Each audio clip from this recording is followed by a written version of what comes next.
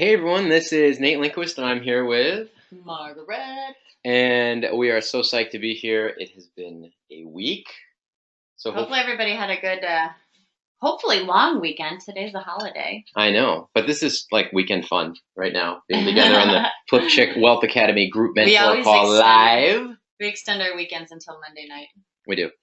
It's true. It's one of the things we do as part of our lifestyle design. So we're glad to have you all here, and as promised from the last call, we are covering a deep dive into the first of the 7 pillars. So we're certainly going to, when I talk about the 7 pillars, this is 7 pillars of true wealth, which is really what we're working on here with FlipChick Wealth Academy. It's about what is wealth. You know, we've heard it referred to as full spectrum wealth, or the 4 areas of life, or the different life centers. Wealth is, I think wealth is not what people think. No, people think it's all about dollars and Daddy Warbucks. Daddy Warbucks. Yeah, which doesn't make any sense at all.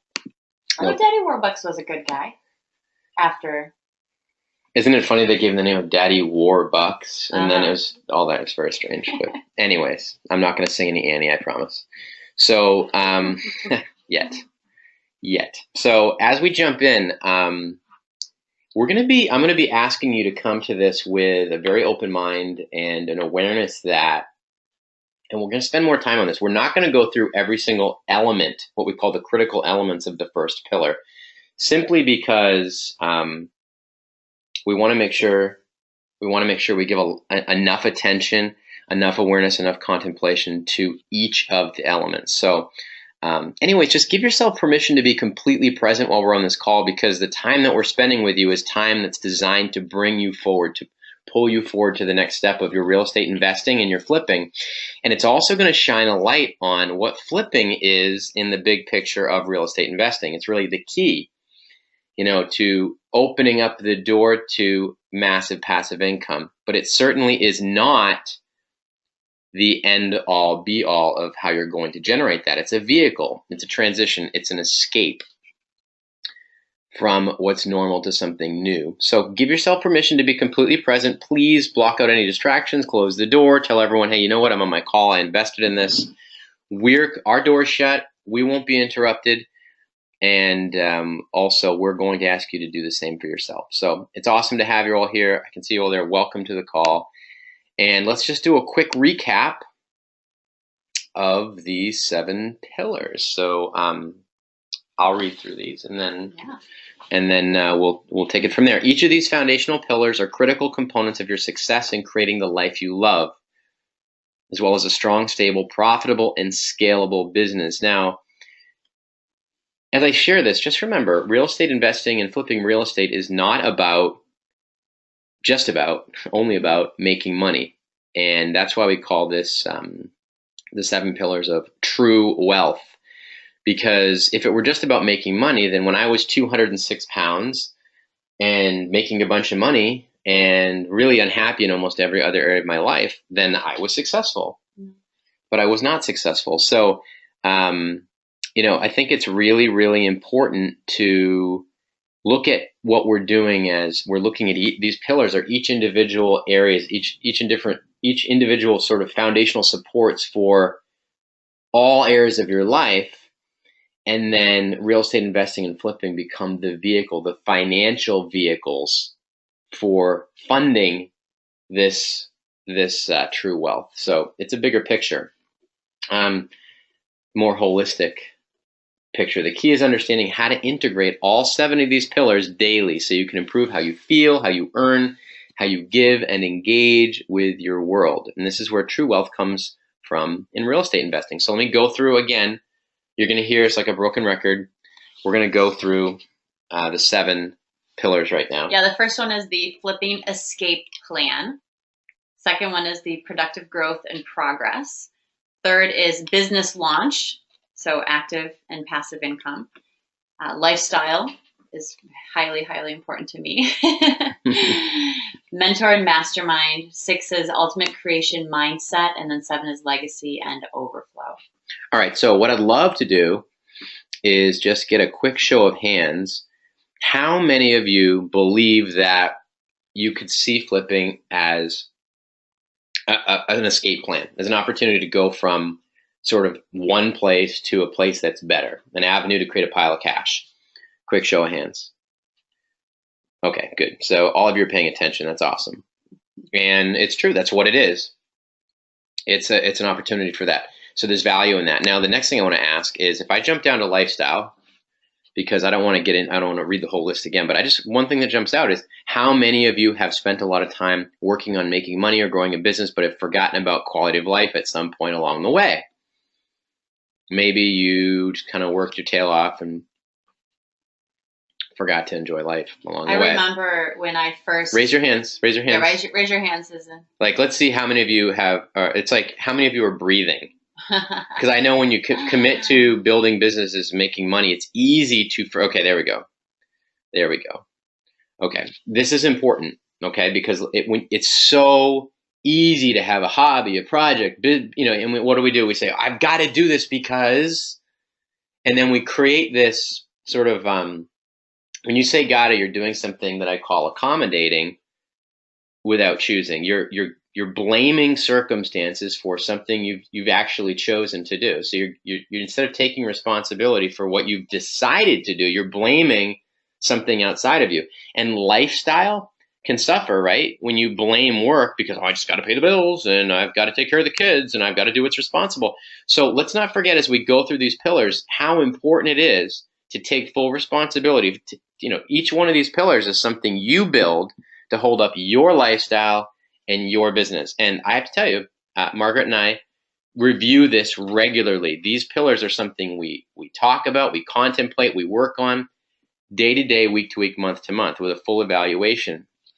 And the more we teach it and the more we build out, the work that we share with you, the better we get.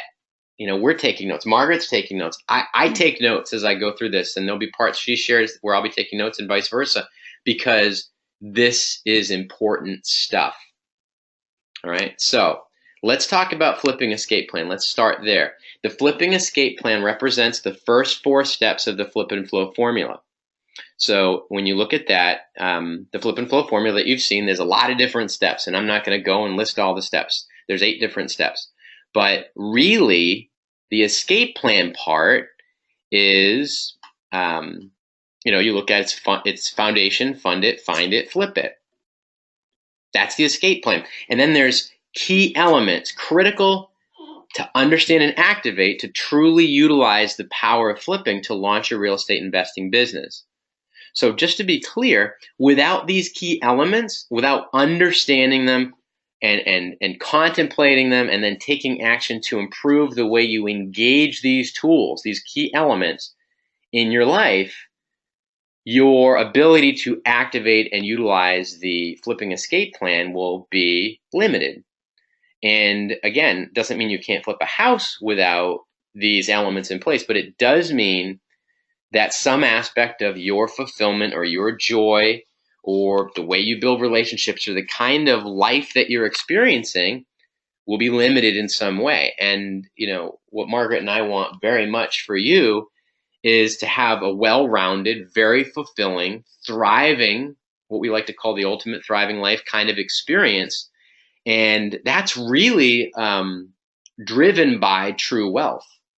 That means you understand all of the pillars, and then when you start your flipping escape plan, you start this process, you utilize these key elements intentionally. So let's go through them, and real quickly, we'll talk just briefly about each one, and then we're going to go in and we're going to deal with a few of them today and give you some work that you can do, because right now that you can go and binge watch and go through the training. You can ask questions about flipping.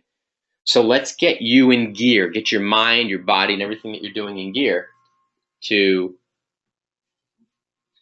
get your mind and body and everything that you're doing in gear so that you can flip successfully. All right, the elements are mindset. Can I say something real quick? Yeah. So when I first started flipping houses, the idea was, hey, I can flip houses and I can replace my income with that. And then what I did is I created a new job of flipping houses, and I started adding more projects and everything that I was trying to escape, the crazy hours and time away from family. I was almost starting to create that again, doing something that I loved, which was flipping houses. But, without, in the beginning, I wasn't incorporating what Nate's talking about. So there was a time for me, it's been many years now before I was studying personal development, before I really understood a lot about the why I was doing it, other than just to replace the income. So when I only was focused on, getting the houses flipped and then creating more income, before we really started focusing on a passive income, and you got your income. I got the income, and I got it doing something that I really loved. And, too much of a good thing is not a good thing. And so I know some people are saying, oh, I want to flip 100 houses this year. You might want to reconsider that. We really, really emphasize the lifestyle aspect of what we're doing this for. And I know that we're all like-minded and we're in a tribe together in the FlipChick sisterhood because we have, common values and we want to give back and the couplehood. And the couplehood. There's a thought process here that says if it's an escape plan, there's certain things that you need to know. So real quick, you've got mindset, rituals, personal inventory and identity, influence, outcome awareness, emotional intelligence, paradigm shifting, and then learning and implementing. So let's talk about escaping. Let's start with escaping, okay? Let's look at the name of this. You get this idea of flipping escape plan. So flipping real estate is a vehicle for life change like no other. The idea is that by following a very specific process, you become able to free yourself from an old way of living by trading time for money to enjoy a new way of living where your money works for you. Fundamentally, flipping is simply a key that permits you to make the transition to designing a life and business style that you love with total freedom. But please remember that flipping is still active income. In a lot of ways, it's still a job. Yeah. You have to put in your time and energy and resources to then get your return on that investment. However, it's certainly not hourly. It's certainly not salary. It's certainly in your control, but it's only a step along the path to total financial freedom. So to truly escape anything, it's critical to know the following or you'll never truly be free. So again, if it's escaping, number one, you need to know what you're leaving. So are you leaving a job that you hate? Are you leaving a lifestyle where you've given up control to circumstances outside? Margaret, give some examples. An example would be, you've reached the limit of your income potential in your career path. Perfect. So, example. Maybe you've looked at what other possibility do I have in this career or in this company, and you're at the peak of it. So what are you going to do? Spend another 10, 20, however many years working at that same standard, that same income level that doesn't even match the cost of living increase. That's a perfect example. So let me ask you this, Margaret. When you started, I know my answer. Is it possible that you forgot what you were leaving? And yeah. Like one of the examples, you were leaving not having enough time with the kids. Yeah, I was leaving, being the slave to somebody else telling me when to show up and, when I needed to show up for extra hours on the weekends. And it was great. The first few houses that I flipped, it was fun. And I loved going there on the weekends. And who did you become a slave of? It was my own worst boss. I became a slave to some of the contractors. And to yourself. And mostly myself. Yeah. So this idea of, I don't want to work 9 to 5. Well, don't accidentally replace working 9 to 5 with working, 9 to 9, 7 days a week. So yeah, being clear about what it is that you don't want to have anymore in your life. If it's a boss, if it's, a limited income potential, be really clear what that looks like for you. Maybe you're just sick of not having the freedom, but you haven't yet figured out how this flipping process creates that for you. I mean, if I were to think of some of you in the program right now, I know, I'm speaking to you. Maybe you're trying to escape flipping without following through and effectively creating your return on investment that you've always dreamed of. Maybe you're not flipping effectively. Maybe you're not finding the right deals. Maybe you're going places where you've had a bad experience and you go back there again. Yeah. But I think too, I remember my mom, she used to say, she had something she said one time, it was really profound. She said, I'm tired of being the victim of somebody's poor decisions in my career. And, really it kind of stuck with me because a lot of times we can either have a victim mentality or we can have the mentality of I'm going to do whatever it takes and this is going to be successful. So what you may be leaving is a mindset, you're leaving behind is a mindset that other people are controlling what is possible for you. And again, caution that you don't have this, don't let that show up in your flipping business. Don't allow some of these old beliefs that got you to where you are, maybe where you used to be before you started this. Don't let those eke into your new business. Which is why these aren't rhetorical questions. Take out your pen and paper. Yes, this is not a theoretic conversation. No. Take out your pen and paper that I know you have right there in front of you because you made this investment and you're going to write this down. Write down your top 3 big what you're leaving. So what are you leaving? What are the top 3 things you're leaving? And then you can take time after this call, maybe make a little note, good idea, and write down later on everything you're leaving. Because if you truly leave something behind that you don't want anymore, what you're going to do is you're going to start creating your flipping escape plan filter.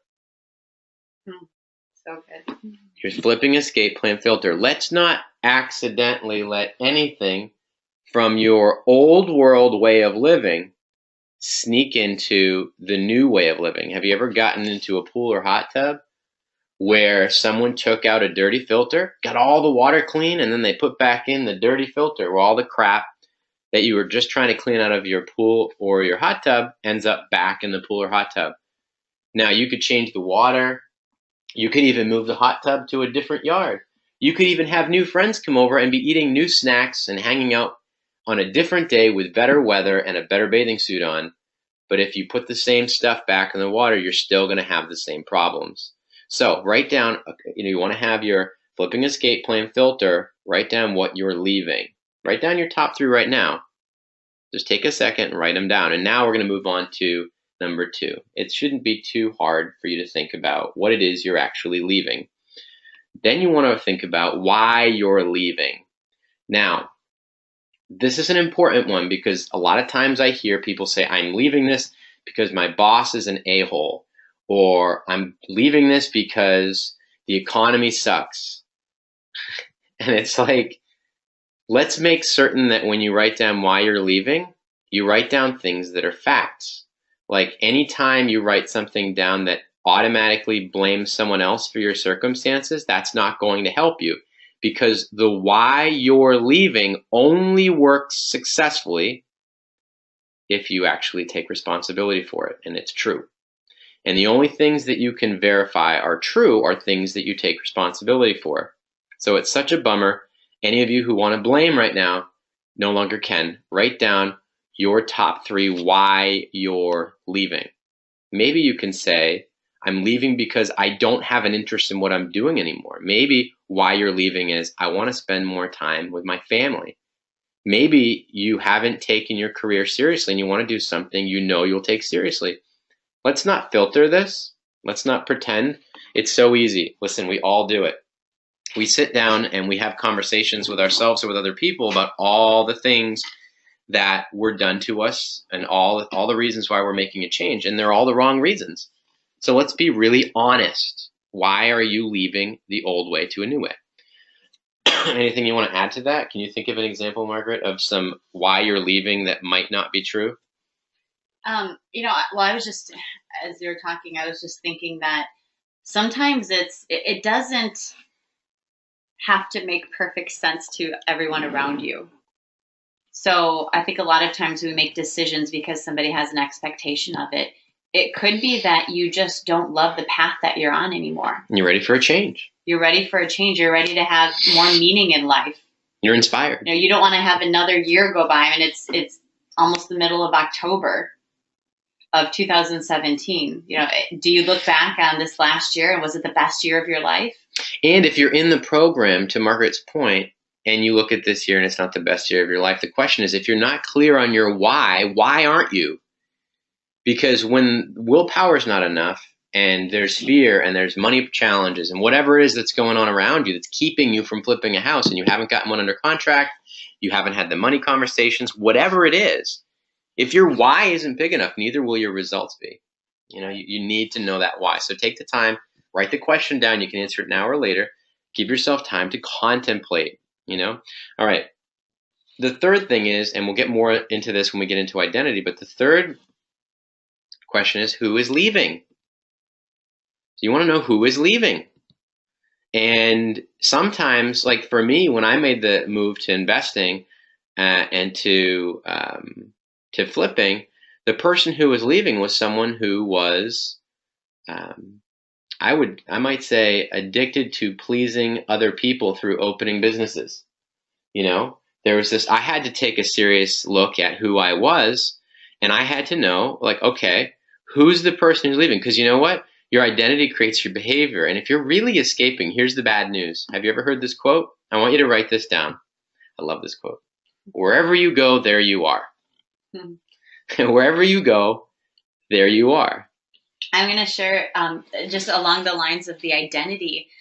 It was years and years and years into my flipping business and my real estate investing business before I would say that I was a real estate investor. And I think back and I just imagine if I had from day one identified with being a real estate investor, how much faster and bigger my business would have grown in those first few years. And I remember there was a very tangible identity crisis I was going through of, I was in the past life, I was a computer programmer, I was a database administrator, and those were easy to explain to people. I think that there's this identity tied to our careers that, what do you do? Oh, I'm a doctor, I'm a lawyer, I'm a this, I'm a that. And as you escape from that identity and into the identity of real estate investors is quite tangible. And, I remember in the transition, I would say, well, I went to school for computer science, as if I somehow needed to justify this. This is what I used to do. And now I flip houses. Like, is that even a thing? I used to think this when I got started in it. Like, can I tell people I'm a flipper? Like, what does that even mean? Yeah, it's true. There's like this, it's almost like when you ask the question of who is leaving, there's a moment of, wow. You ever heard there's this idea that ego is the enemy? There's this part of you, the ego, that says, something is being taken away from me because I'm saying that I'm something that hasn't quite developed yet. Yeah. So I don't have a story, or as I call your BS, I don't have the big story. Now, Margaret can attest to this. I had a real struggle. I was always the CEO, multi-business owner, the marketing guy, and I had this whole story around it. And when I stopped building all the other businesses and simply focused on what we're doing with you today and on flipping houses and investing in real estate, I was okay when people said, what do you do? I was like, I work, I'm an investor. And I left it at that. And in my mind, suddenly I was able to give value to what I love about who I am and what I'm doing, rather than having to have a story to prop myself up. And I would say my overall behavior changed considerably, wouldn't you? Sure. Yeah. So I certainly felt better about myself, and I started focusing on, okay, how am I going to grow and improve the way that I do this, the way that I serve? All right. 4 is where you're going, and we're going to deal with that a little bit more. But knowing your outcome and knowing where you're going, if you're escaping, you need to know where you're going to. What's it going to look like when you arrive? Now, I know from many conversations that we've had, that some of you will talk about the one deal that you're dealing with, but you have a lot of real estate or you have a lot of challenges you're looking to overcome. Have you ever looked at everything that you have going on and painted a picture, maybe done a vision board, taking the time to map out what's it going to look like when everything is exceptional in my life and in my business? Because how am I going to diversify my portfolio? How am I going to get through this deal where someone, took advantage of me? Those are not destinies, right? That's like wallowing in your story. So when you get clear about what you're going and have that destination awareness, you can really start to escape to it. And then you can see that flipping really is a vehicle. It's a key. You open up the door to creating your big pile of money through active income through flipping, and then something magical happens. You now have an opportunity to see what you would really love. And in our case, it's massive passive income. It's, I have a pile of money. I'm going to invest it in a cash flow property. I'm going to do it again. I'm going to do it again. And you know what? If I need another pile of money, I know that flipping is a vehicle to get me that. So where you're going is important. And what would you love when you get there? Let's make sure you don't build the business the way we build it just because that's what we love. Look at what your destiny looks like, okay? And ask this question. You need to know what you're leaving, why you're leaving, who is leaving, and where you're going. All right, now let's take a closer look.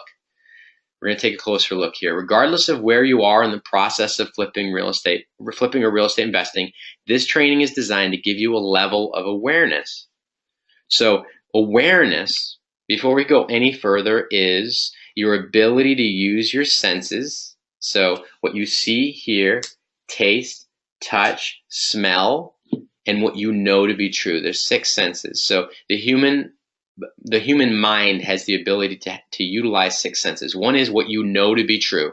You very rarely do hear people talk about the sense of knowing. But how many times have you smelled something, but because you were so sure you knew what it was, the smell wasn't what you thought? So just remember, your power of knowing can quite often, I hate to say it this way, but it can trump the power of smelling, the power of seeing, the power of hearing. And we can get into that more in another time. But if you truly know that something's not in front of you, and it actually is, yeah, you can be blind to it. It'll disappear. More on the reticular activating system in another time. But the more you move up the ladder of awareness, or the ability to know when something is giving you a sense. Like there's people who, could put their hand on a stove and they don't feel the burn. That's a ladder of awareness problem, right? So your ability to sense and then to process what you sense and give it a meaning and do something with it. So the more you move up that ladder of awareness, the greater your quality of life can be during the process. And I want you to feel like you can note questions from this training, by the way. I want you to feel comfortable doing that, because the way that you apply what we're teaching right now will have a direct impact on your success with flipping. Because I'll tell you this, if you have a lot of financial success from flipping, but you don't know what we're teaching right now, you may not even know that you're successful, or you may be failing and think you're succeeding. So more on that in a little bit. Let's begin with the mindset. So mindset is how Can you say that one more time? Because I think that is so important for people to understand that. Like sometimes we get these stories in our head about, I'm not having success, or wow, look at how great I am. Right. You just reiterate that. Yeah. Write this down. Yeah. So, or at least get it in your head. I love it when I say things in flow. So, there's this idea that you're having a lot of success and you aren't aware of it. If you're not aware of it, you can't sense that you're having success, you might call yourself a failure. Now, you might sense that you're having success and be unaware that you're failing, and you'd be talking all about your success. Yeah. So how you give the awareness that you have meaning creates your reality, whether it's true or not. How you process what you're aware of, how you give it a meaning, creates your reality, whether it's true or not. That cover it? Yep. Okay.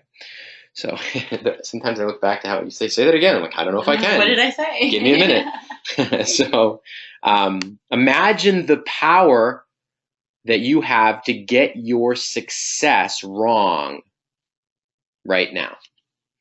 So let's suppose that the meaning that you give the numbers in a flip, or the meaning that you give the opportunities in your marketplace, or the meaning that you give something that a contractor said to you or did to you, the meaning that you give the process of starting to flip because you think you're successful. Let's give a really tangible, real life experience that we had last week. Let's do that. About the basement at Bellevue. Yes. Do you know what I'm referring to? Yes. You go ahead. You tell the story. So we met with our contractor, and it was sort of this like head down, he's like, oh, we need to meet at the project. If someone could describe what big trouble looks like. This is like a, the sky is falling conversation. The sky is falling. We need to meet at the project. And I need to explain to you why the sky is falling and where it's falling and how hard it's falling. Mm. So it was the ceiling that was falling.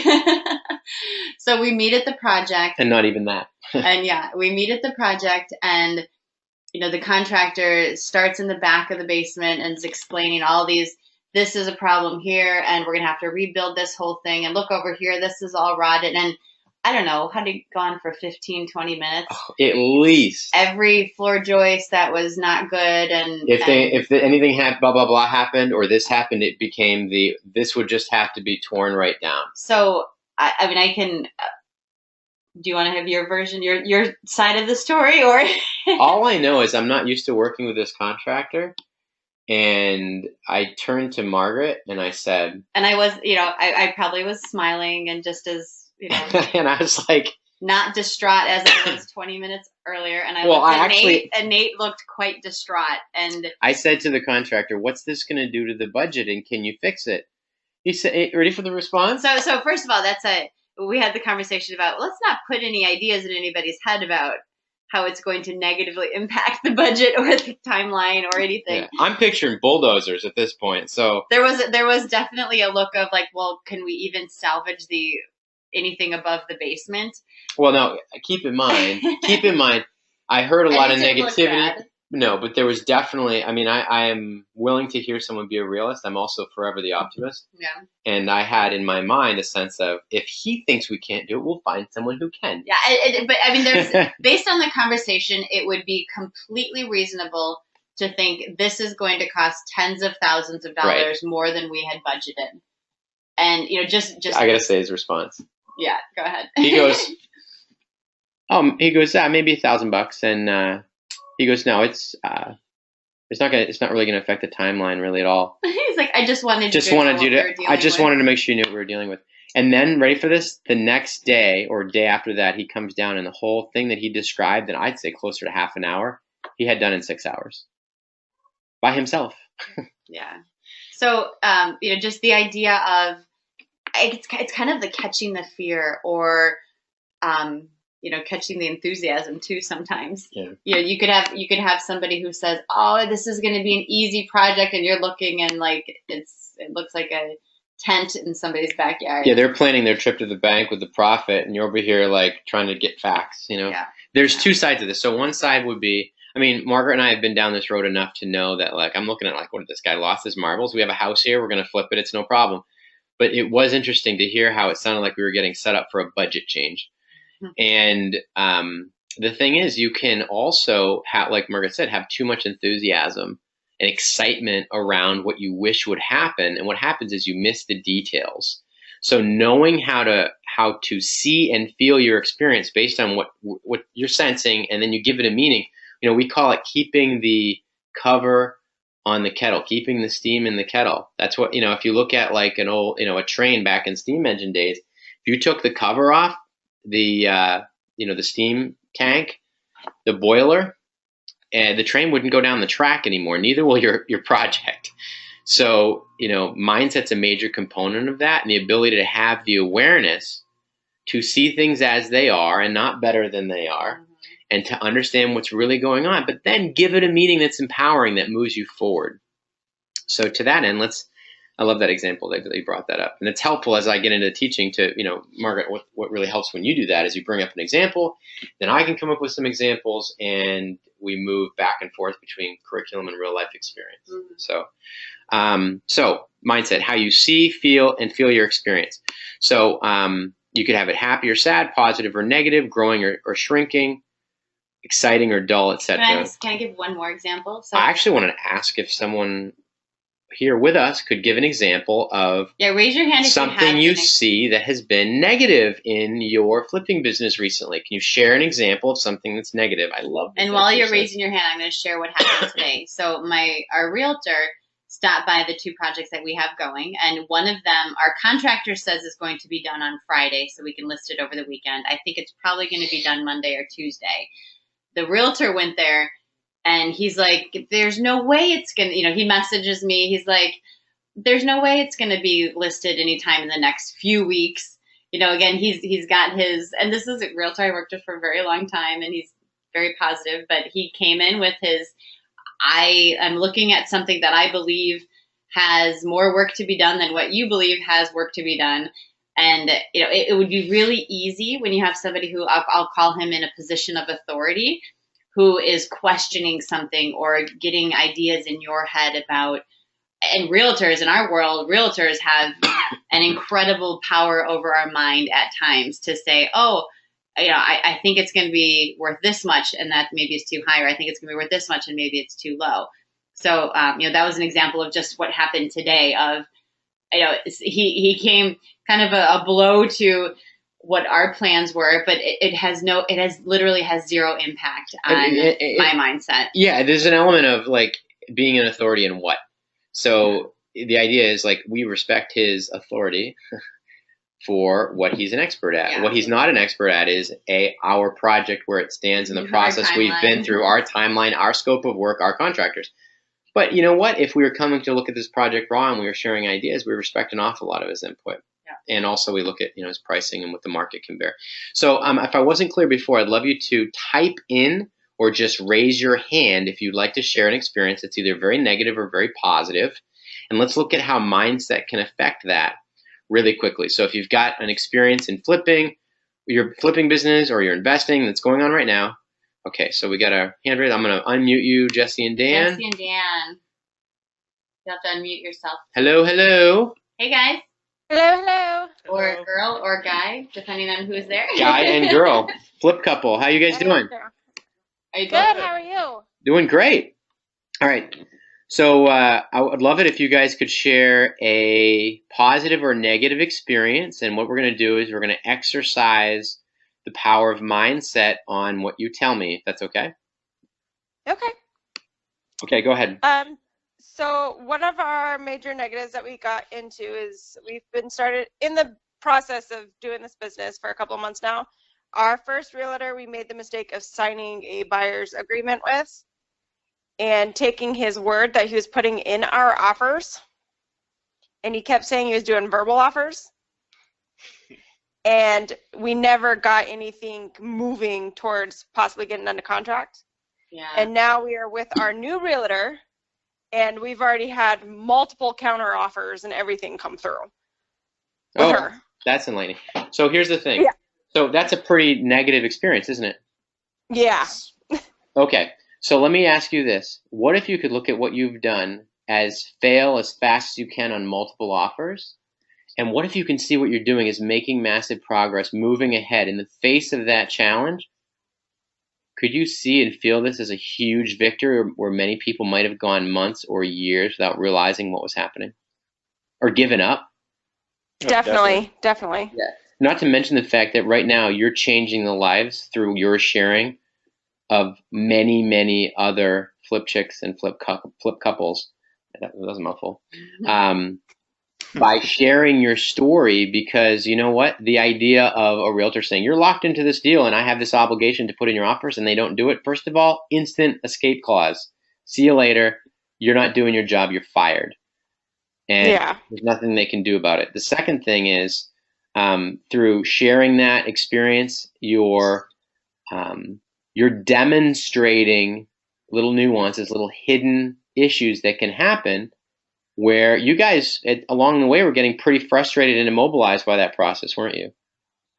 Yes, we were. Yeah, we had a lot of practice at not getting offers accepted. You stopped putting in offers even though you were getting really good at doing it wrong, but now you've refined your process to the point where you can probably get an offer accepted anytime you want. Is that right?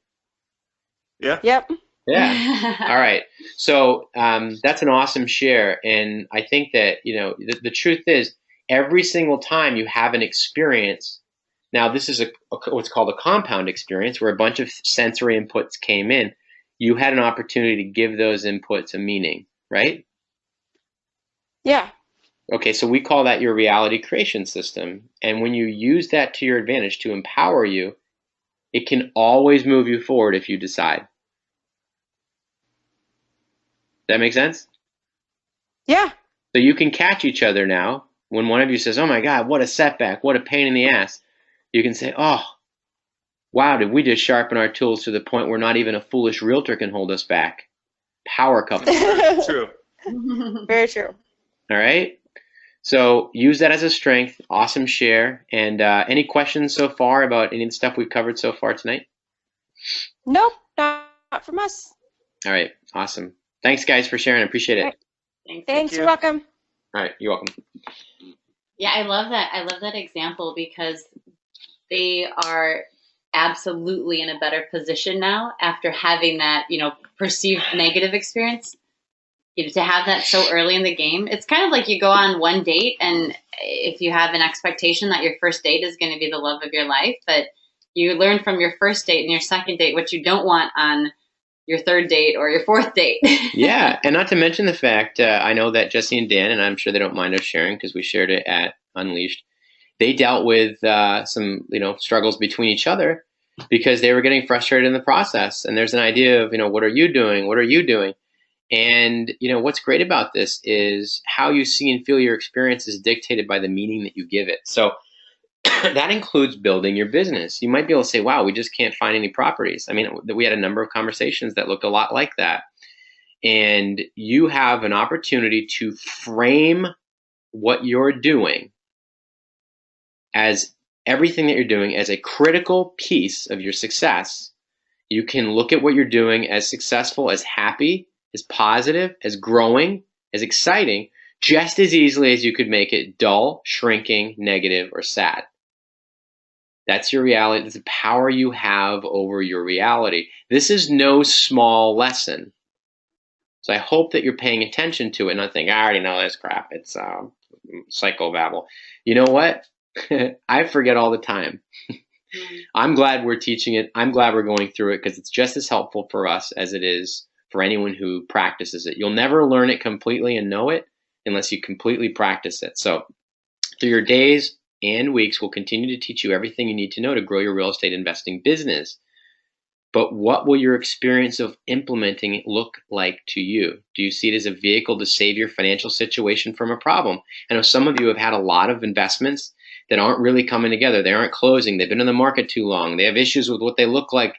When you look at the curb appeal or what the front of the house looks like, and you could spend weeks or a month living your real estate investment business as that problem.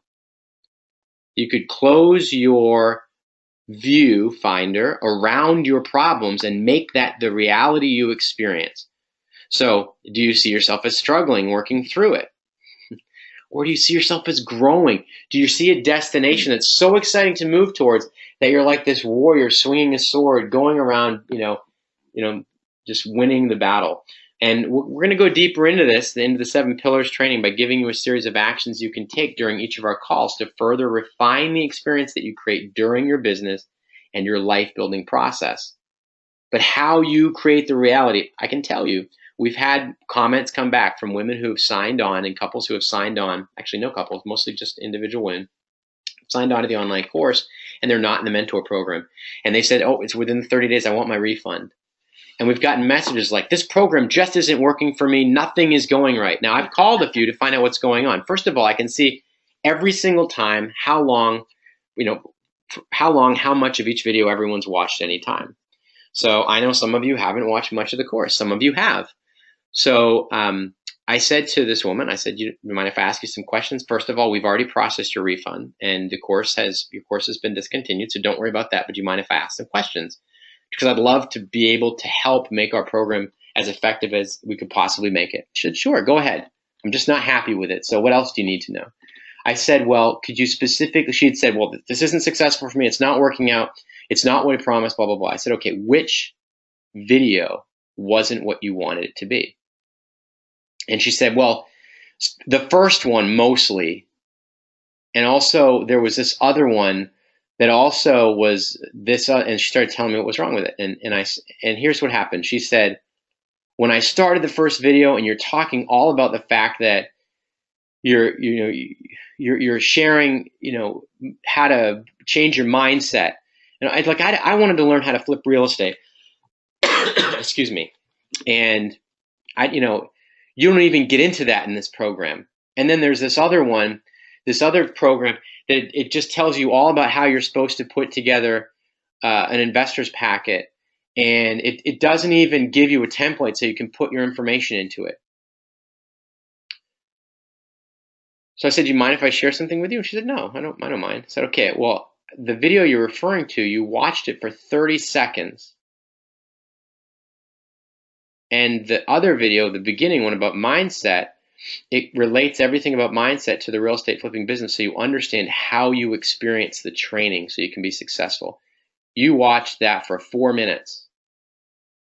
The training's almost 2 hours.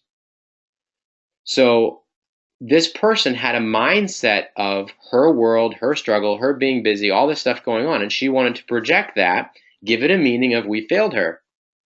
So I said, "What really happened with the program?" You know what she said? "I just really didn't have the time. Things have been tight. I just needed my money back."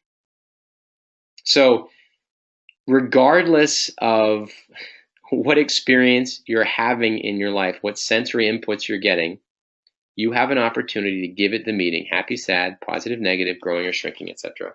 All right. Now, as we go through the 7 pillars, you will continue to learn more and more about how your mindset affects your reality. So let's ask some questions right now. Now, you're going to get this in the recording, but I want to give it to you now so you can write down these questions and you can answer these questions on your own, because this is really going to help give you something to contemplate and open your mind to how you interact with your mindset. So what is the nature of your experience in real estate? What is the nature? Which direction is it going in? What does it mean to you? And some of the questions you could ask: is it an exciting adventure, a thrilling journey? Please contemplate and describe it in the form of experiences, metaphors, positives, and negatives. I'm very, very much not going to be surprised, and I would be, if I were to share with you several of the conversations that I've had along the way of building out this course, I wouldn't be the least bit surprised if I were to hear that some of you are seeing this as climbing a mountain and just hoping you'll survive. And imagine if you were to shift it to, I'm on a quest to leave a legacy for my family and my grandkids for generations. How would you see your morning tomorrow? What would you be willing to do tomorrow that you haven't been willing to do today? The next question: who are you doing this for and why? Now, instead of saying, what problems do you need to overcome? Now we're looking at it from a different perspective. Who are you doing this for? Now, I know from experience, some of you initially were doing this because you need to make more money, and there's nothing wrong with that. But if we were to go deeper, your reason for having that money connects to people you care about. And when you start to look at who you're doing it for and what it means to you, how are you going to show up tomorrow when you know you're fighting a battle for someone who needs your help? This changes your whole mindset, doesn't it? How many of you, by a show of hands, just by hearing these questions, can think, wow, I could work on my mindset? Quick show of hands. Like, hopefully this is getting your wheels turning. Because I assure you, you're in a course that's either life-changing for the better, life-changing for the worse, or life-changing as an adventure, life-changing as a struggle. It's your choice. What will you be leaving behind in the form of memories, experiences, and a legacy through this process? It's like when we go into that doctor's office or something, we see that stupid poster, right, that says, what would you do if you knew you couldn't fail? What will you wish you had started 1 year from now? I mean, any of those kinds of questions, you start thinking about that. And it's like, let's see. Okay, we're getting some questions in, that's good. Okay, so what will you be leaving behind in the form of memories, experiences, and a legacy through this process? Ask yourself these questions, contemplate this, and see what happens to your mindset. All right, now we're going to move into rituals. Rituals are the actions that you repeat each day. You may have heard the quote, Every single day, you are all creating results. The question is, are you creating the results that you want? The same applies to rituals. Every day you have rituals. Every day, some of you wake up to an alarm and quickly shut it off by hitting snooze. It's true. It's a ritual. So rituals are the actions that we repeat each day. Every day you have rituals, but your awareness of them, the ladder of awareness, what are they designed to accomplish? How do they make you feel? What direction do they move you in? How could they change, adapt, or be replaced, or improve your business and life? It could literally make or break your success in every area when you ask these questions. So here's some questions. Excuse me. What are the rituals you practice each day? Do you know what you practice each day, and what would you love them to be? This is just a place to start. Now, we have some questionnaires and some templates that we can send along as we go further into the training, not today. I want to keep it simple for now. What are the rituals you practice each day? Which ones are moving you forward? Which are moving you backward? And where are you experiencing a lack of forward progress where you would like to create new supportive rituals? When you ask these questions, you will make significant changes in your life. If you're serious about flipping real estate and activating your flipping escape plan, because to truly escape something, you're going to need to do some things every single day that move you forward. But if you don't know what you're doing each day to move forward, or you don't know what's holding you back, how are you going to know what to change? How can you create supportive rituals? Any examples that you want to share, some you've put in place, Margaret, that would be helpful, especially as I know I have some in mind, but I'd like to stop talking, just have you share. And also, I think what would be great is like relate it directly maybe to as you were building your flipping escape plan. You know, before I share my own, I think of how many times I have a conversation with somebody and they tell me that they don't have any money and, you know, they wish they could just get ahead. And then I see them at a break or, you know, sitting outside their car smoking a cigarette. And I know, actually, it's hard for me to believe that anybody, if very many people on this call, have rituals and habits like that, where it's just so blatantly against the idea of lifestyle that is, you know, a positive lifestyle, making a difference, wealth building. There are certain choices that you make. And I don't say this with a judgment. It's just a matter of fact that if you're choosing to spend money and time and your health on something that is moving you in the exact opposite direction of what you're claiming that you want to be moving in, then, you know, it's really looking at some of those. If that's an extreme example, I would look at things like, for myself, you know, how many hours of sleep are you getting and what are you doing with every hour that you're awake? And I know last week there was a question about, do you map out your day to the 15-minute increment? Well, what if you did? You know, what if you really were that deliberate with what you're doing with your time? If you plan out, hey, I want to read X number of books in a month or a week, or listen to audiobooks, or exercise so many times a day, so many hours a week, whatever it is. You know, so there's a lot of things in our life that it's things like getting up and having tea and doing devotions in the morning. And when I get into a car, here's a good example. I have one good example that, as far as a ritual, when I get into my car, I turn on an audiobook. So, you know, before I even buckle my seatbelt, I'm sitting in the car, I open up my phone and I turn on an audiobook. So it's utilizing net time. How can I be learning something? So right now I can tell you that the name of the audiobook that I'm listening to, it's called Principles, and by Ray Dalio, Principles, Life and Work. So I just accidentally started it. In my net time, I'm on chapter 5. So I'm 4 hours into an audiobook that has been strictly listened to in my net time, meaning when I'm picking kids up. I don't play it when the kids are in the car with me, but there's plenty of times that I'm driving a kid to or from. Like tonight, I picked up a kid from jiu-jitsu, dropped off a kid at horseback riding, and it's 20 minutes at a time. It's a ritual that I have that when I'm alone in the car, I'm listening to an audiobook. And the value of filling your brain with something positive in that way every single day makes a huge difference in your life. Absolutely. I'm listening to Give and Take by Adam Grant. It's phenomenal. Give and Take. Highly recommend it. It talks about the givers and takers and how you can learn from both. Yeah, so I'll give you another one. Or did you talk about moving forward and backward? Well, I think I did. I went through all of them. I didn't give an example of each, but I think when you look at the one helpful way to come up with rituals, I just wanted to share is if you look at each area of your life. So you look at your relationships, you look at your spiritual practice, you look at your health, your energy, and your wellness. You look at what you're doing to improve your mind or to improve your business or your finances. Look at how you spend time with your spouse or your partner or your kids and family, or what kind of adventures do you want? And you start to ask yourself, well, how am I moving all those forward a little bit every day? Because when you practice something called the compound effect happens. When you do something every day to move something forward, it just moves forward. It's like, how many people have we met who are like, oh my gosh, I want to change my finances. I'm going to spend the whole day working on my finances. And then they don't do anything with it for like years.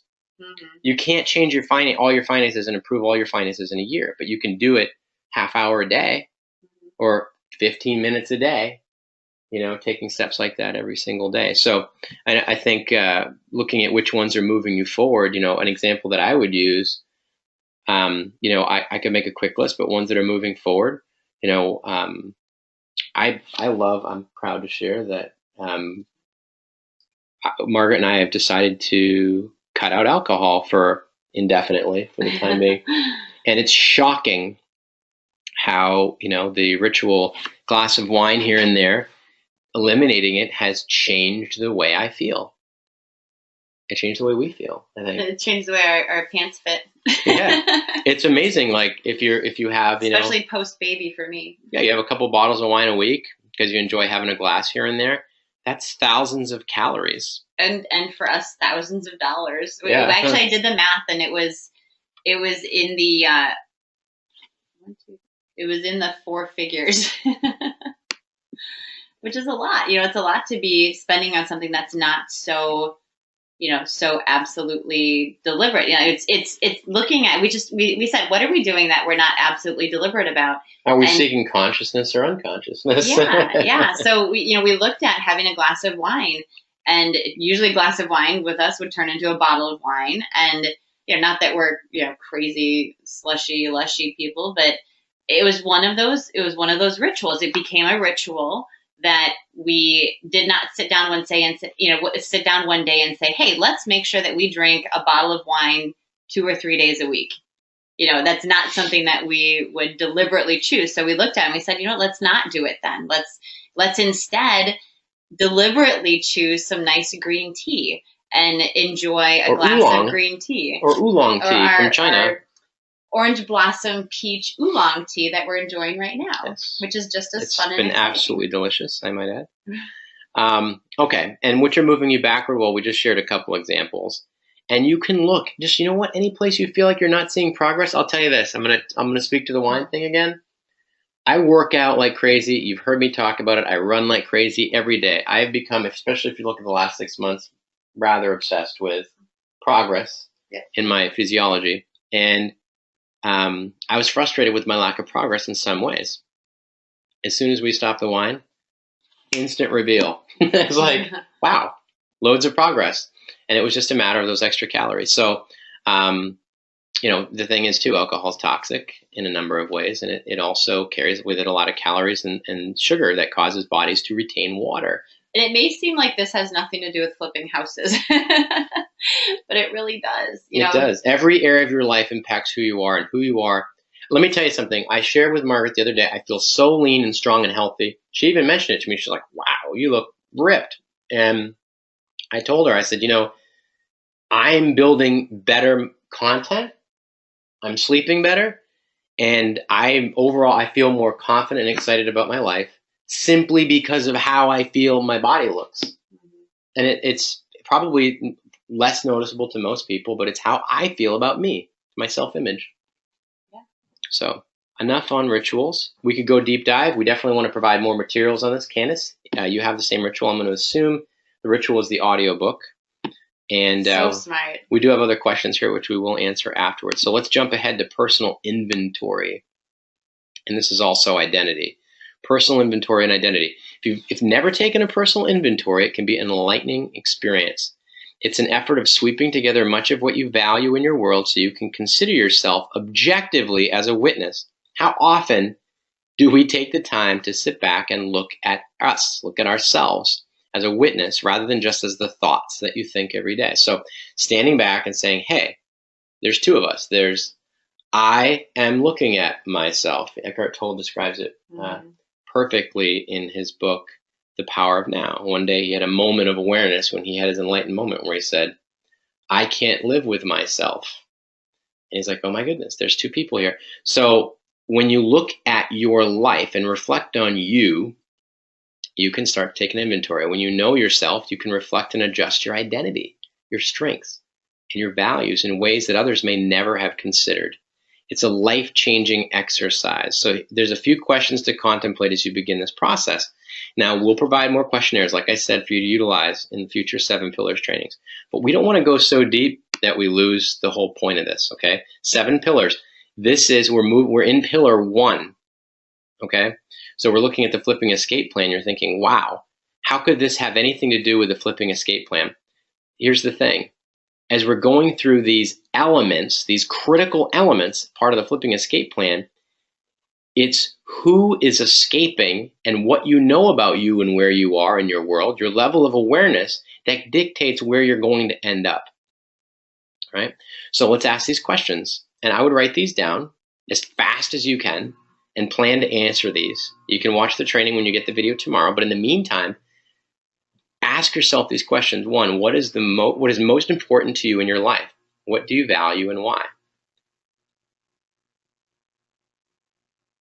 So write that down. Excuse me. 2, what are you good at? This one's a fun one. Oh, I am good at, and write it down. It feels really good to consider what you're good at.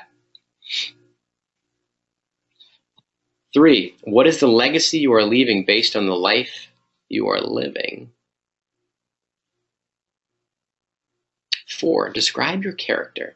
The best way to describe character is imagine you're describing someone in a movie and see yourself as that character and describe yourself. Oh, I know that character. He is, she does, she lives this way. Describe your character. Relentless. Who knows? Beautiful, vibrant, energized, inspired. Describe your character. Describe your personality. This is interesting.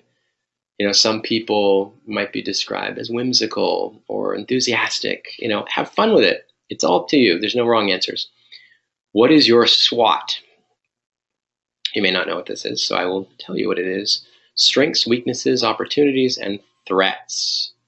Interesting. So say that slower for everybody. Strengths, weaknesses, opportunities, and threats.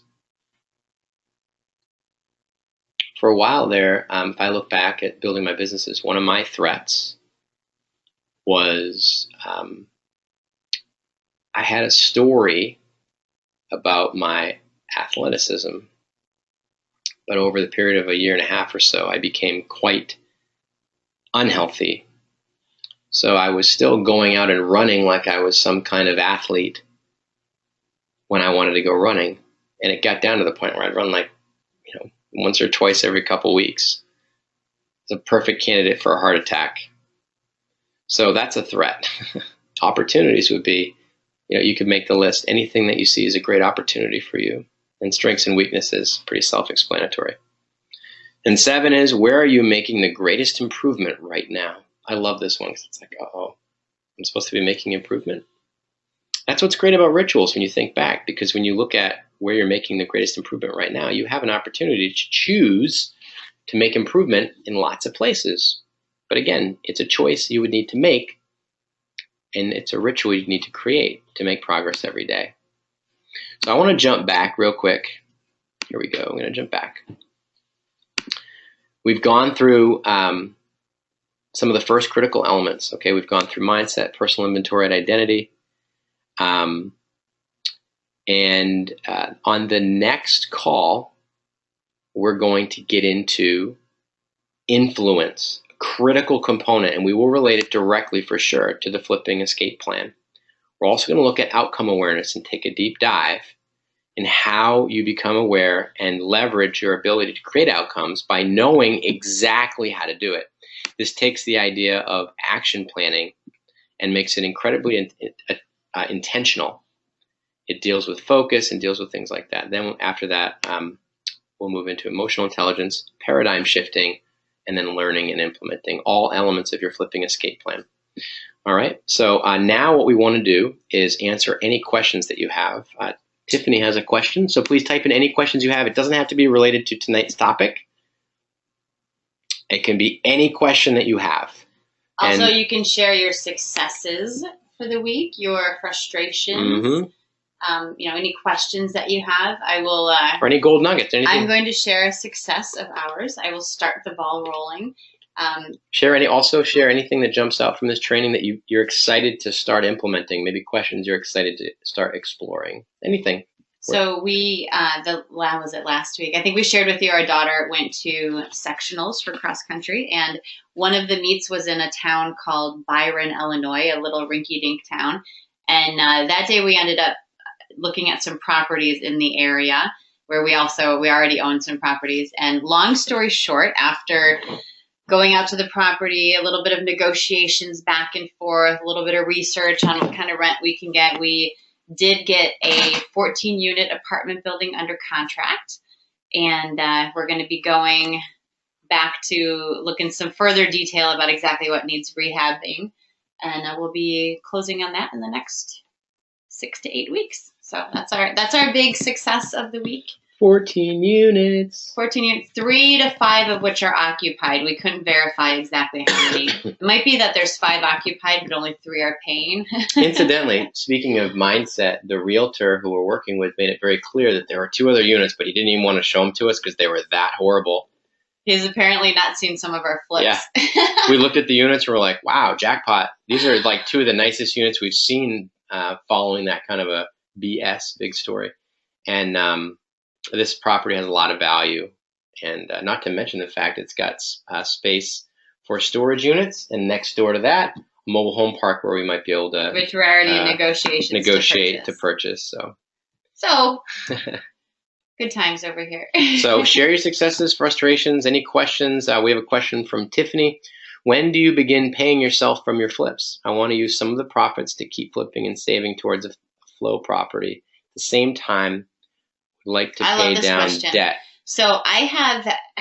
Where's all your questions and quiet today. Victories and frustrations? Let's go here. Recovering from their long weekend. Tune in and turn it up.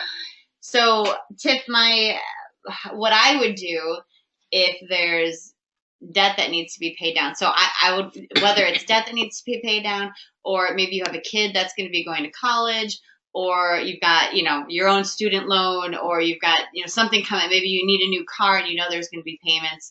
So if there's a monthly amount that needs to get paid and you have the opportunity to take a pile of money, and so let's say that you've got $10,000 that you made from a flip, and you've got $10,000 worth of credit card debt, and you have the opportunity to invest in a property for $10,000 that's going to bring in, $300 a month, let's call it. And if you have any questions about whether that is possible, it absolutely is. You can ask a bunch of our FlipChicks. We have properties that we've bought for that much that are bringing in $200 or $300 a month. So if I have the choice of, if I've made $10,000 from a flip, to just pay down the debt, or to take that $10,000 and put it into an investment property and let the investment property pay down the debt, even if it takes a couple of years, because after the debt's paid off, then you still have the investment property. So I usually use this example for, should you go pay cash for a car, or should you go buy a rental property for the price of the car? And then after you've paid off the car from the rental property income, then you can keep putting that money away to pay cash for your next car or go buy another rental property. So, I would always err on the side of creating passive income.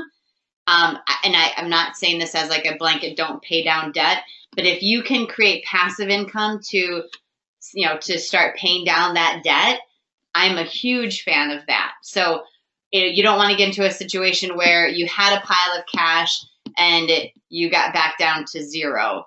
So it's, to move in the direction of creating passive income, I think that should always be a top priority. And it doesn't have to be, a huge amount, but if you can get into something where you're creating that passive income so that it's coming in every month and use that to start chipping away at the debt, that's what I would do. I love the idea of kind of putting your mindset on how can your money work for you. And to Margaret's point, passive income means, get the vehicle started. If you see that paying off debt is going to keep you from moving forward and making progress towards that passive income, then you want to kind of step back and take another look at it. And I'm not a fan of debt, but don't get me wrong. I do not like credit card debt. I think that everybody should pay it off every month. And I also know that it's a great, using that, leveraging credit to either invest in, education or to invest in a property so that you can flip. When we were talking earlier about the emotional side of flipping and investing, and especially when there's money and there could be debt tied to some properties, I think back to some properties that I've had that I've put money into. One in particular, it's North Central is the name of the street, and I bought it for $5,100. At this point, I stopped keeping track of how much I was putting into it. But over the course of about 2 years, I put in somewhere around $50,000. For 2 years, it did not cash flow a single penny. Every single month, I was putting money into it. Nobody had rented it because it wasn't nice enough to be rented yet. I finally got it rented. I guess it's probably been a year at this point.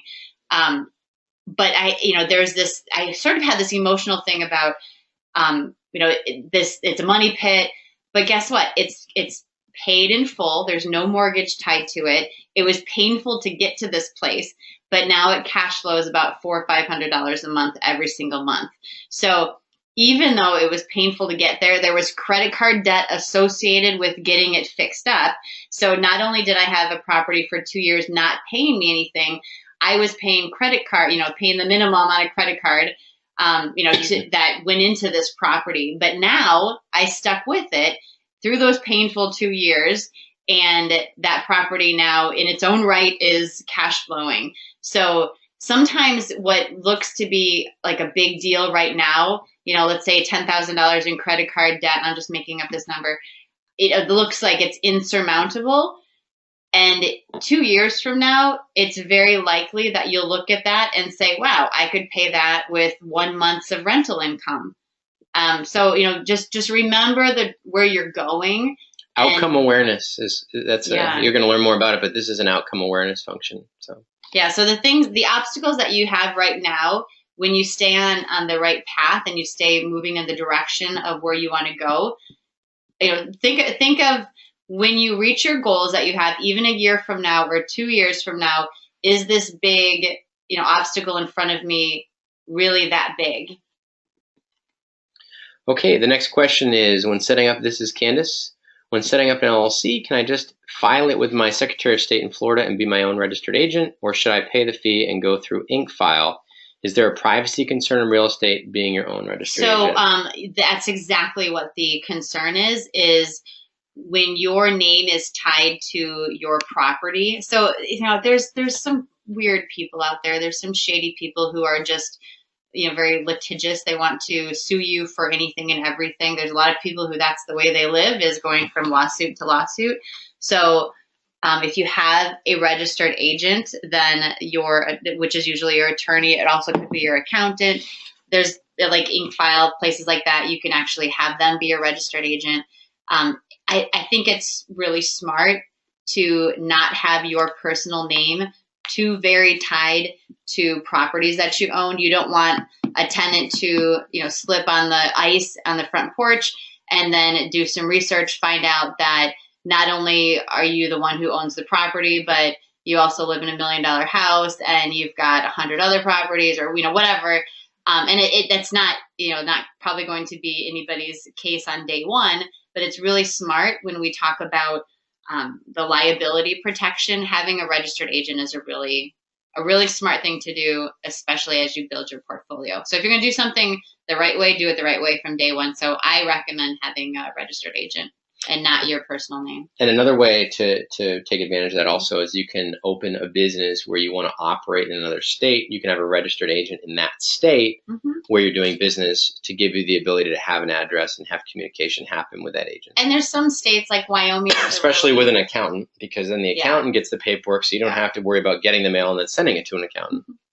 Although sometimes I was in the process of changing from one registered agent to another, and there was some hiccup where the registered agent retired and didn't forward stuff on. So 99.9% of the time, the registered agent will take care of things. And it actually is, it's nice not to have that headache too.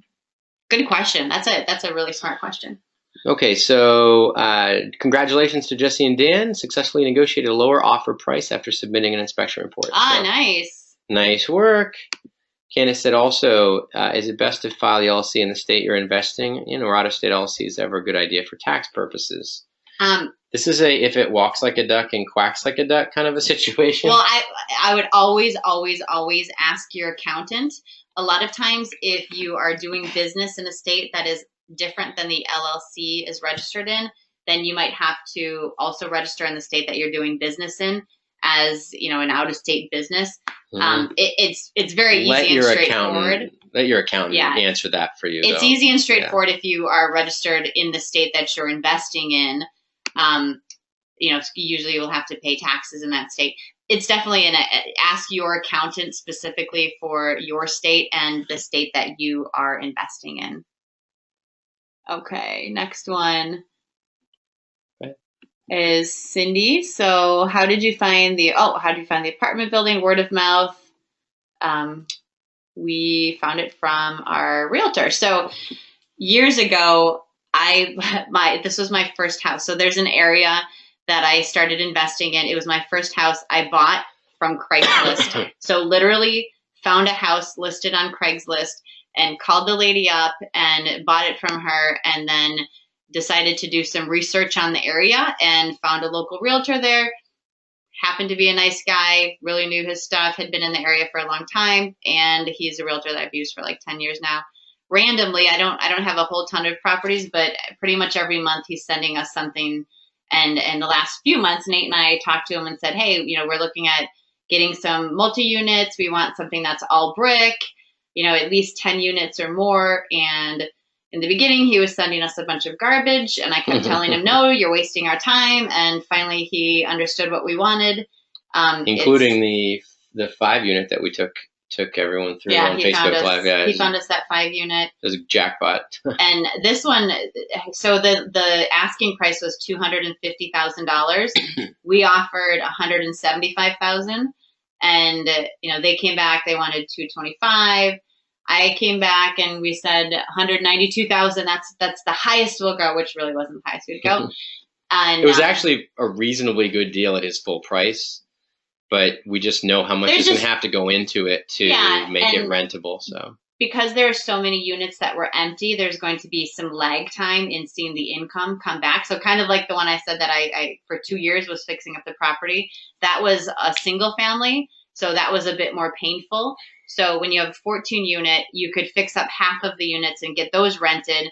And cash flow. And cash flow, and more than cover your expenses as you're fixing up. Or you can even use, when you're in a situation like this, you can start cash flowing it and then reinvest the rental income into the next unit. So it doesn't have to be hundreds and hundreds of thousands of dollars out of pocket. But we negotiated down to $198,000. So that's what we got it for. Another thing we were able to figure out too from working with a realtor and talking to him is how long the property's been on the market. Kind of got a gauge on like the amount of money this guy's losing based on the note that he's carrying for the property. We had a good idea, like this guy's motivated to sell. And when someone's listed for a really long time. Yeah. And also there's a lot of opportunity, yet it's not rented, which means that the property is being mismanaged. So when you see property mismanaged with a lot of cash flow potential, it gives you the ability to negotiate. And we did some research to get that information. So, when you see 3 units or 5 even out of 14 as rented, it's a red flag. So the red flag was, is it just not a good area? And then we found out that it was actually being mismanaged. And that was really the driving force for why there's so few units rented. And it's super cool that we find out that it's got a big lot next door and then a mobile home park and an opportunity to sort of take our investment and the fact that we're going to be at that location and expand a bit. It's definitely the dog of the area. So that's kind of nice too, that we're fixing up something. Yeah, it'll look nicer. All right. Cindy said inventory is very low and expensive near me. So I know I need to look further out. So again, I'm going to go, we've met up with our realtor today to look at a potential flip. And it turned out that neither Nate or I thought it was a great deal. So we are not, we made it was fun to look. It was fine. I mean, it was somebody passed away and we met with the daughter and the house is just filled with, they were the husband and wife built the house and everything since 1964 is still in the house and looks exactly like it did from 1964. So the realtor, he says, well, inventory is really low, so you can probably sell this house for, he said, 170 to 180,000. I think it probably would sell for 150 because, inventory might not be low when we go to list it. So I can't bank on that. And so he said, I'm just having a really hard time finding you any great deals because the inventory is so low.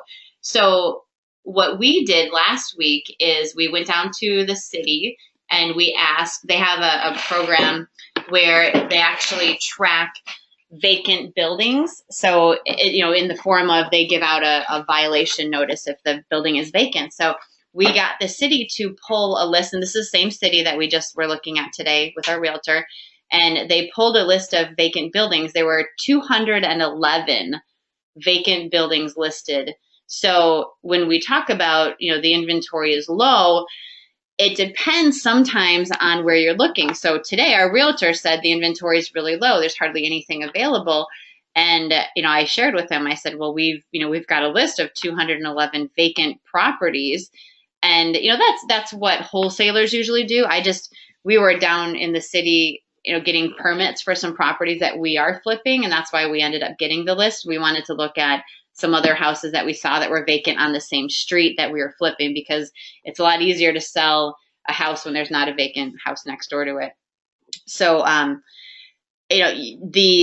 so I know you don't even have a question so much as a comment. So there are places that it might have low inventory and the prices might not really be in the sweet spot. If you don't know what I mean by sweet spot, then there's some extensive online training in our program about what the sweet spot is. It's basically houses under $200,000 because that's where most people everywhere in the United States, that's where most of the houses are selling around that, $150,000 to $200,000. So that's the sweet spot.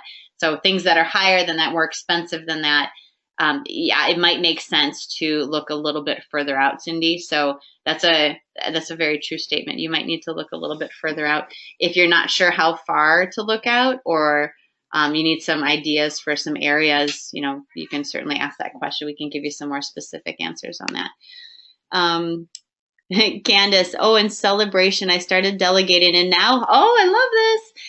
I started delegating, now have a wonderful lady who cleans my house and a new admin/office lady to help me run my other company to free up my time to invest in real estate. I think if I had a gold star to give out, I would give it to you right now. So I'm giving you a virtual gold star. I'm going to get a gold star. I'm going to get one. That's awesome. I love that. Delegation is so important. It's so easy to forget, too. Yeah, congratulations. Stephanie and Walter. Hey, guys. This week's success. Electrical completed. Setting up inspection tomorrow. Good for you guys. Awesome. That's awesome. Okay. Cindy or Candace moving on to the next step, getting my LLC this week. Good for you. That's awesome. Lots of thank yous and congrats. The name, so Flo is asking about the name of the report for vacant building. This one is specific to the city that we're looking at. They have back, it must be about 5 years ago now, because there were so many foreclosures, they actually had a division within the city, in this particular city, that was going around and basically tagging vacant buildings so that they could keep track of them and make sure that that things like their lawns were being mowed. So they were keeping track of violations. It is specific to this city, but you can call your city, or it might even be at the county level, and just say, hey, do you have a list of properties that have code violations? And that was what started the conversation. Most of the houses that we've bought in this city come with a vacant building violation because they've mostly been either abandoned, somebody died and they've been sitting empty for so many years, or they're foreclosures. So that's not necessarily something that every city does. It is something that this particular city that we're working with does. But a lot of times you can find out, if you call the city and you just you ask if there is a list of people who haven't paid their water bills. You can also go like to tax sales and find out. Usually the people who are, if it's a vacant building, they probably are also not paying their taxes. So that's another way.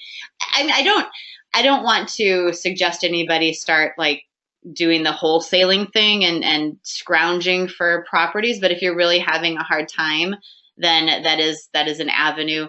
What I recommend and what I normally do is if I find a vacant property, I'll send it to my wholesaler and I'll say, hey, go do the dirty work and figure out who owns this and try to negotiate to get it purchased. Because most of the time you will be spinning your wheels trying to chase down somebody and convince them to sell a property when it's not listed. So we like the low hanging fruit of either foreclosures or short sales or probate, or a situation where somebody died and they're just looking to get out of something. Another thing, just related to the property that we just got under contract, it was, I don't know the exact number of days, but it was listed for a very long time. If you guys are just looking at new listings, go in and look at properties in your area, whatever radius you guys are looking at. Look for properties in your area and sort by the longest time listed. And go in and make a half price offer and see what they come back at. I mean, nobody probably would say it was reasonable to offer $175,000 on a property that was listed at $250,000 for 14 units. But look at, we got them to drop their price $50,000 by offering it that way. And they came back and they actually made it sound like 225 was the lowest they could go. And we weren't emotionally attached to it. If they said no, we weren't going to go up in price just because we were desperate to get a property. It's always, we have our saying, it's this or something better. And that's what we said when we came up with that, the counter offer at 198, we said our message to him was 198. That is absolutely the highest we will go. And there won't be another conversation after this. And he came back and he said they took it. And I said, and now guaranteed the owner has to scramble and bring money to the table. Yeah, we're pretty sure. They were actually looking at what they owe, and we did the research. We found out what they had their mortgage for. They probably are walking away at a loss, but that's their issue, not ours. This is not show friends. Well, they're not managing it well. They're out of state, so yeah. It's that's when people, there's a lot of people who are investors who don't do it well. They don't know what to do, and they get themselves in a bind. And we're helping him out because he's not going to have that bind anymore. He's not going to have a property that's not cash flowing because he's not managing it well. We're providing a service, helping him out of the property and helping the community, which is great. So guys, it looks like we're coming to the end of the questions here. Any other questions, comments? Thank you guys so much for sharing your successes. I love hearing those. Really enjoyed the call with everyone tonight, and thanks for staying tuned. The participation and the engagement's been great.